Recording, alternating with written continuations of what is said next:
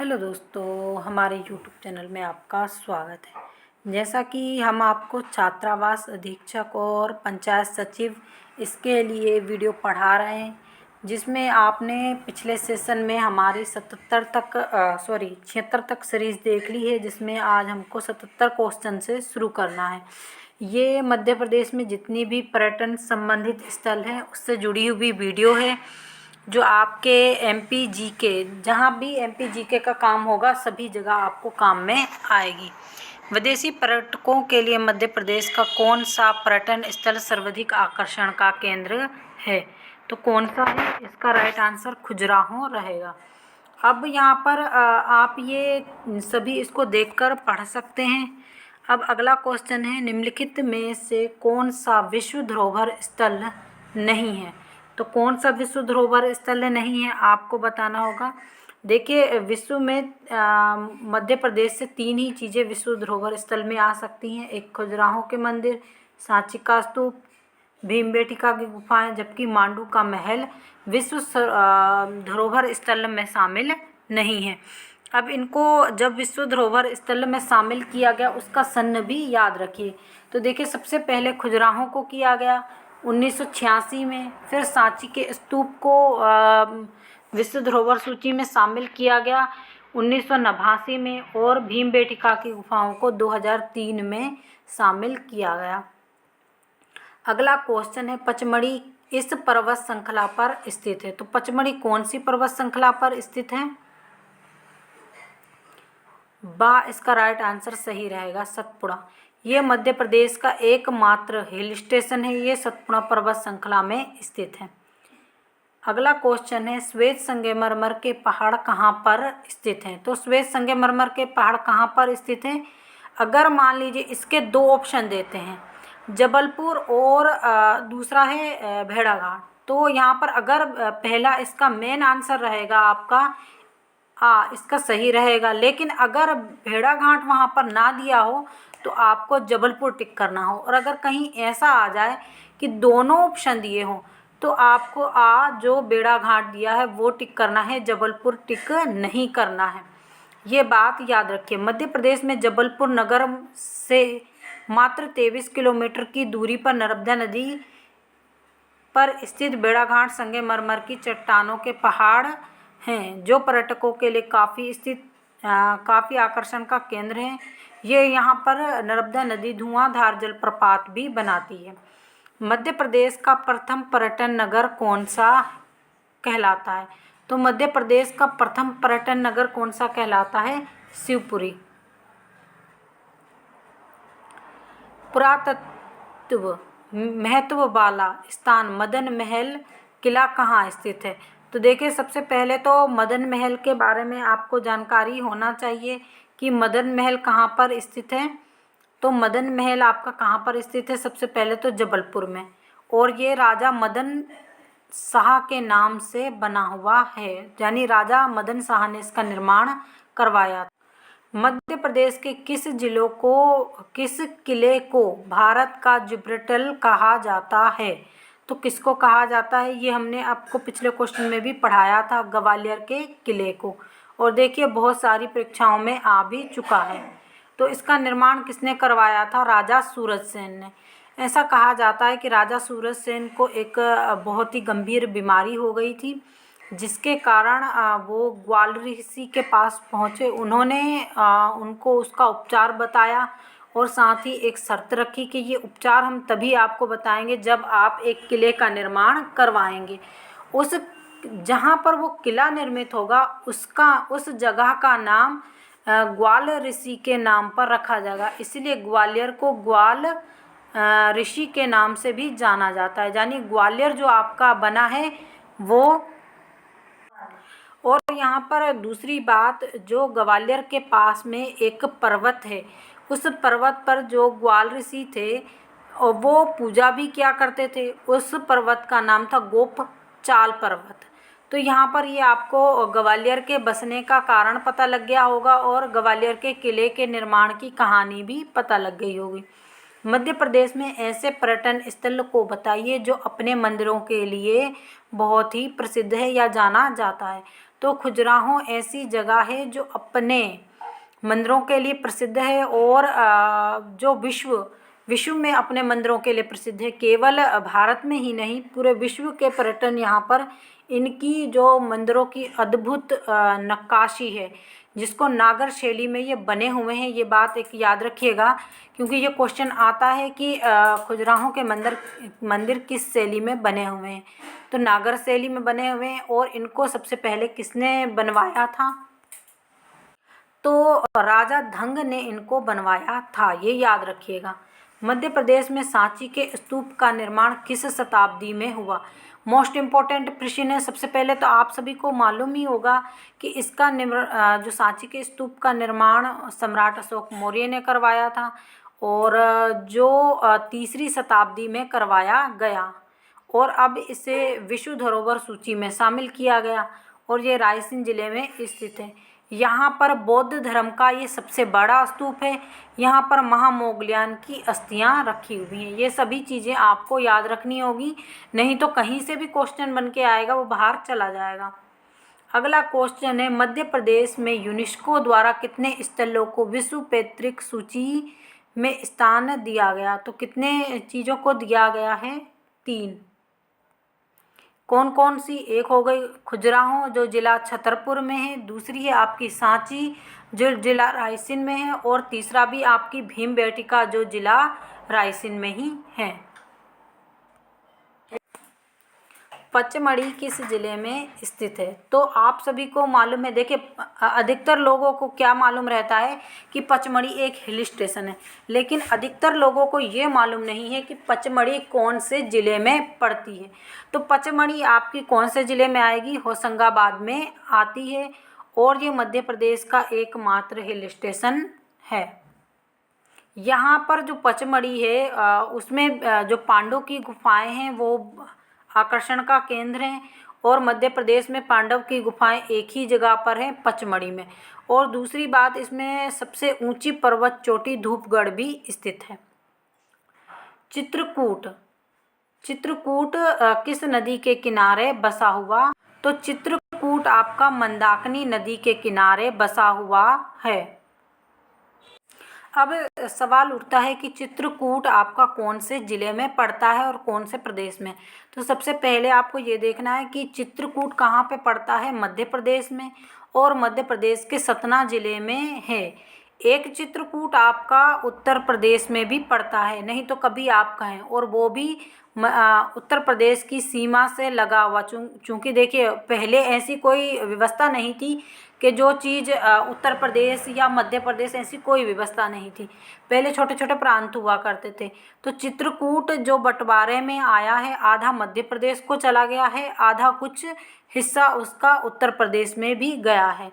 उत्तर प्रदेश की सीमा पर मंदाकिनी नदी के तट पर स्थित है, और मध्य प्रदेश में भी यही स्थित है। यहाँ पर प्राचीन काल में तपस्या और शांति के लिए ये स्थल बहुत प्रसिद्ध है। चित्रकूट में रामघाट और सती अनसुईया, जानकी कुंड आदि यहाँ पर दर्शनीय स्थल बने हुए हैं।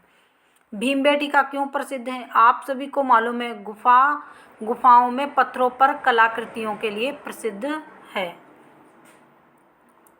अगला क्वेश्चन है, बुंदेला की छतरी किस शहर में है? तो बुंदेला की छतरी, बुंदेला राजा कहाँ के थे? जो बुंदेल राजा थे वो कहाँ के थे? ओरछा के। ओरछा नरेश बुंदेला की छतरी ओरछा में ही स्थित है। ये बेतवा नदी के तट पर स्थित है। ये भी पूछा जा सकता है कि ओरछा नरेश बुंदेला की जो छतरी है वो किस नदी के किनारे स्थित है? तो वो ओरछा नदी के किनारे स्थित है। इसको कब बनवाया था? यानी इसका सन भी पूछ सकते हैं। तो इसको 16वीं शताब्दी में बुंदेल शासक रुद्र प्रताप ने बनवाया था। अब यहाँ पर जो बुंदेला की छतरी है वो कौन से बुंदेला की है? तो छत्रपति शिवाजी ने यहाँ पर सॉरी, हमने छत्रपाल शिवाजी बोल दिया, यहाँ छत्रसाल राजा की छतरी है। तो आपको ये याद रखना है। अगला क्वेश्चन है, जहाज महल कहाँ स्थित है? तो इसके बारे में पिछली वीडियो में हमने अच्छे से पढ़ाया था कि ये पहले आपको बताना है कि मांडू में स्थित है और मांडू कहाँ स्थित है, धार में।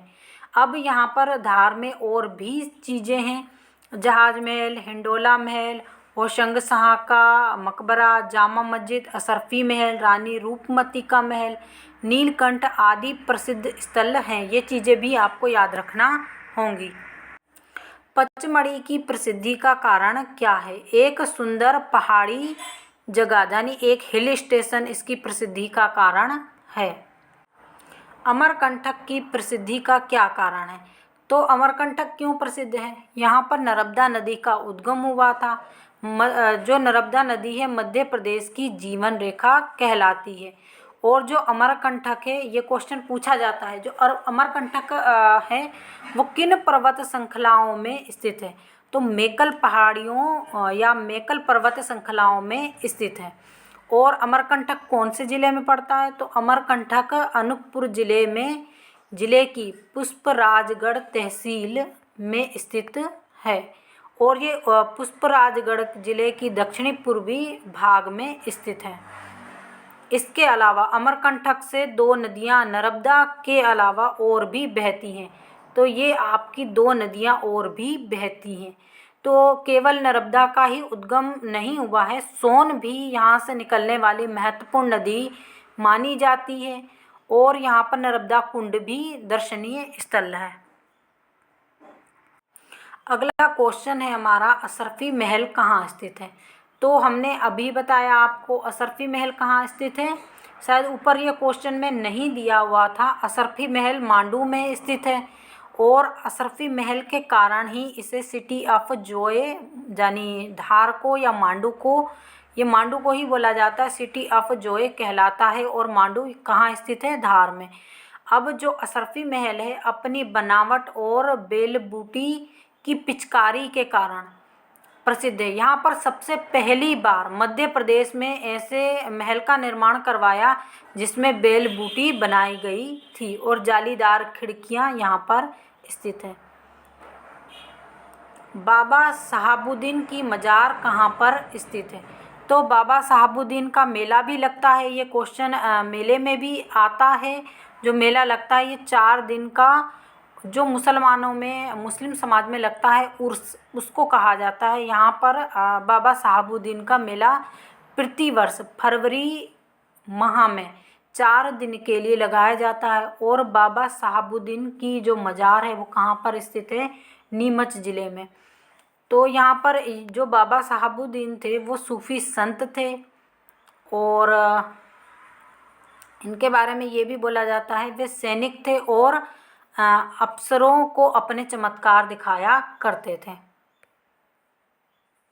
लगभग 90 वर्ष से इस मज़ार पर बाबा उर्स का मेला लगता है। अगला प्रश्न है हमारा, निम्न में से किसे यूनेस्को द्वारा विश्व धरोहर सूची के रूप में चिन्हित किया गया? तो उपरोक्त सभी को। मध्य प्रदेश की प्रसिद्ध बाघ की गुफाएं अपनी विशिष्ट शैली के कारण जानी जाती हैं। तो किसके कारण जानी जाती हैं? चट्टानों को काटकर बनाए गए मंदिर के कारण, सॉरी इसका ये आएगा भित्ति चित्रों के कारण। इसमें जो भीमबेटका में है विशिष्ट प्रकार के भित्ति चित्र बने हुए हैं जो अपनी शैली के कारण प्रसिद्ध हैं।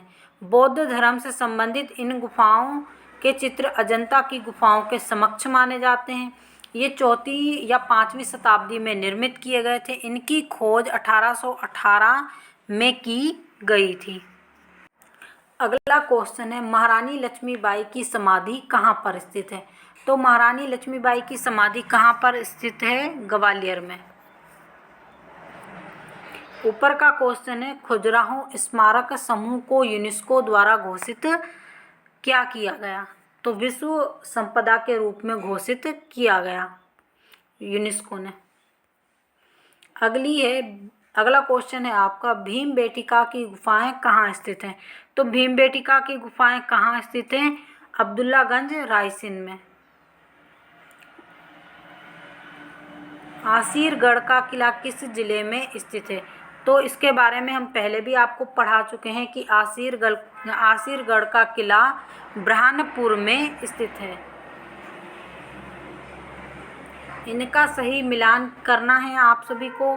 तो यहाँ पर देखिए, जहाज महल कहाँ पर है? मांडू में। जहांगीर महल ओरछा में, और जय विलास महल ग्वालियर में। अब इसका राइट आंसर देखते हैं, यही होना चाहिए। ये इसका राइट आंसर दिया हुआ है। मारा की बौद्धकालीन गुफाएं कहाँ स्थित है? तो सारा मारा आपने एक जगह का नाम भी सुना हुआ होगा। मारा की बौद्धकालीन गुफाएं सीधी जिले में स्थित हैं यहाँ, जबकि बाघ की गुफाएं धार जिले में स्थित हैं, जो विंध्याचल की पहाड़ियों के अंतर्गत आती हैं। बाघ की गुफाओं के बारे में ऊपर हमने पढ़ ही लिया था। यहाँ पर मारा की बौद्धकालीन गुफाओं के बारे में पढ़ना था। तो ये कहाँ, कौन से जिले में स्थित हैं? सीधी जिले में। भरथरी गुफाएं कहाँ स्थित हैं? तो भरथरी के बारे में हमने आपको पहली वीडियो में बता दिया था कि ये 11वीं शताब्दी में राजा भरथरी जो थे, इन गुफाओं का निर्माण करवाया था और उसमें उन्होंने खुद भी पूजा की थी। जो राजा भरथरी थे वो परमार वंश के थे और अपनी पत्नी से धोखे के कारण, मतलब जो उनकी पत्नी थी, रानी थी, उन्होंने उनको धोखा दिया, जिसके कारण पहले उन्होंने अपनी पत्नी को मारा और फिर सैनिक को मारा। काफ़ी उसमें उनकी एक कहानी भी काफ़ी प्रसिद्ध है। उसके बाद वो पूजा करने के लिए चले गए। भीमबेटका संबंधित है, तो भीमबेटका किससे संबंधित है? महाभारत से। क्योंकि यहाँ पर भीमबेटका में कहा जाता है कि पांडव अपने जो उनका अज्ञातवास चल रहा था, उस समय भीमबेटका की गुफाओं में आकर रुके थे। तो ऐसा पूछा जाता है कि ये गुफाएं किससे संबंधित है? तो महाभारत या रामायण बताया जाता है, तो महाभारत कालीन मानी जाती हैं। ये लगभग 500 गुफाएं हैं जो भीमबेटका की गुफाएं हैं। इनकी संख्या भी पूछी जाती है, तो ये 500 के करीब गुफाएं हैं। चित्रकूट किस जिले में स्थित है? तो हमने पिछली वीडियो में भी अभी पिछले क्वेश्चन में भी बता दिया कि चित्रकूट आपका सतना जिले में स्थित है, और इसके बारे में आप यहाँ से डीप में भी पढ़ते जाइए वीडियो को रोककर। शंकराचार्य की गुफाएं कहाँ पर स्थित हैं? तो ये इम्पोर्टेंट है, ओमकारेश्वर। क्योंकि यहाँ पर अभी आप देखेंगे कि शंकराचार्य की गुफाएं जो हैं, ओमकारेश्वर, खंडवा नदी, नर्मदा, ओमकारेश्वर कहाँ स्थित है? खंडवा में। और खंडवा कहाँ है? नर्मदा नदी के किनारे। यहाँ पर आपको और भी एक चीज़ महत्वपूर्ण मिलेगी, जो मध्य प्रदेश के 2 ज्योतिर्लिंग हैं, उसमें से एक ज्योतिर्लिंग आपका ओमकारेश्वर खंडवा में ही है। इस गुफा से नर्मदा तक जाने के गुप्त रास्ते में भी, जिसे अब बंद कर दिया गया है। तो पहले नर्मदा जाने के लिए ओमकारेश्वर से एक गुप्त रास्ता हुआ करता था, जिसको अभी सरकार ने बंद कर दिया। अब यहाँ पर दूसरी बात है, जो शंकराचार्य है, उनकी मध्य प्रदेश की सबसे ऊंची या ऊंची भी और बड़ी भी इमारत नहीं, मूर्ति बनाई गई है शंकराचार्य, आदि शंकराचार्य जी की। क्योंकि जो ओमकारेश्वर है, ओमकारेश्वर खंडवा में ही शंकराचार्य ने पूजा की थी, इस वजह से वहाँ पर उनकी मूर्ति बनाई गई है। डायनासोर के अश्मीभूत अंडे कहाँ पर पाए जाते हैं? तो ये क्वेश्चन इम्पोर्टेंट है। ये आपके पाए जाते हैं धार जिले में। कौन से जिले में पाए जाते हैं? धार जिले में। अब यहाँ पर एक चीज़ और आपके लिए महत्वपूर्ण है इस क्वेश्चन से, कि जो डायनासोर के अंडे हैं, ये धार जिले में करोड़ों वर्ष पुराने एक समूह से मिले हैं। ये इनकी आयु लगभग 6.5 करोड़ वर्ष पुरानी मानी जाती है, और डायनासोर के ये दुर्बल जीवाश्म माने जाते हैं। यहाँ पर जो धार में एक और चीज़ भी है, जो अभी मुझे याद नहीं आ रही, लेकिन वो प्लांट से संबंधित है। वहाँ पर डायनासोर के अंडे तो रखे हुए हैं, लेकिन अश्मीभूत जीवाश्म के लिए भी जाना जाता है, ऐसा बोला जाता है। और वहाँ पर जो विलुप्त हो चुके प्लांट हैं ना, बहुत सारी चीज़ें, बहुत सारी आयुर्वेदिक चीज़ें भी मानी जाती हैं, या बहुत सारे प्लांट ऐसे विलुप्त होने की कगार पर हैं। तो वहाँ पर उनकी भी एक प्रयोगशाला है। निम्न में से कौन सा हिल स्टेशन मध्य प्रदेश का है? तो कौन सा? पचमढ़ी। मांडू निम्नलिखित में से किससे संबंधित है? तो मांडू रानी रूपमती से संबंधित है।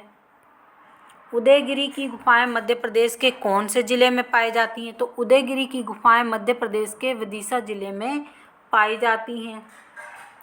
मध्य प्रदेश की 3 विश्व धरोहर स्थल कौन से हैं?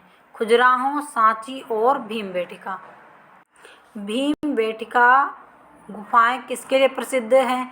तो शैल चित्रों के लिए प्रसिद्ध हैं। ये हमने पीछे भी क्वेश्चन पढ़ा है। तो कौशिक महल स्थित है। तो कौशिक महल कहाँ पर स्थित है? ये क्वेश्चन इंपॉर्टेंट है, फ्रेश क्वेश्चन है बिल्कुल। चंदेरी में। मध्य प्रदेश के चंदेरी शहर के मध्य में कौशिक महल की दूरी 4 किलोमीटर स्थित है।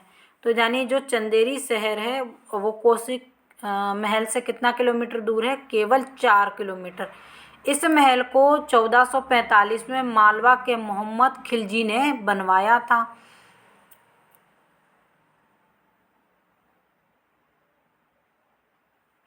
और जबकि चंदेरी का किला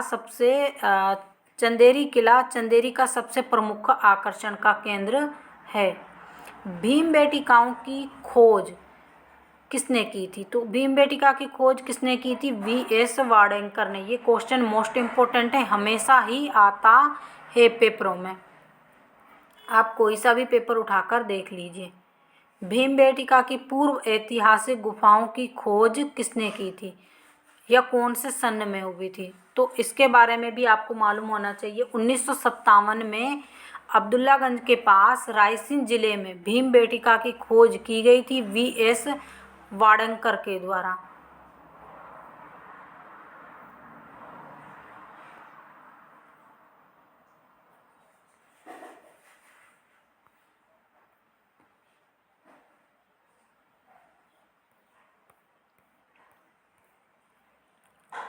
भोपाल का एकमात्र इको पर्यटन स्थल कौन सा है? तो भोपाल का एकमात्र इको पर्यटन स्थल कौन सा है? जो भोपाल के बीचों बीच में है। भोपाल देखिए 5 पहाड़ियों पर स्थित है। अब यहाँ पर भोपाल को इसलिए अगर एक क्वेश्चन और भी आता है, आपने देखा होगा कि पटवारी के एग्ज़ाम में यह क्वेश्चन पूछा गया था। शायद 7 या 5 पहाड़ियों पर स्थित है। यहाँ पर देखिए एक क्वेश्चन पूछा गया था कि भोपाल ऐसा कौन सा शहर है मध्य प्रदेश का जो पहाड़ियों पर बसा है या फिर 5 पहाड़ी या 7 पहाड़ियों पर बसा हुआ है। इस तरह का कोई भी क्वेश्चन आए तो आपको भोपाल ही टिक करना है।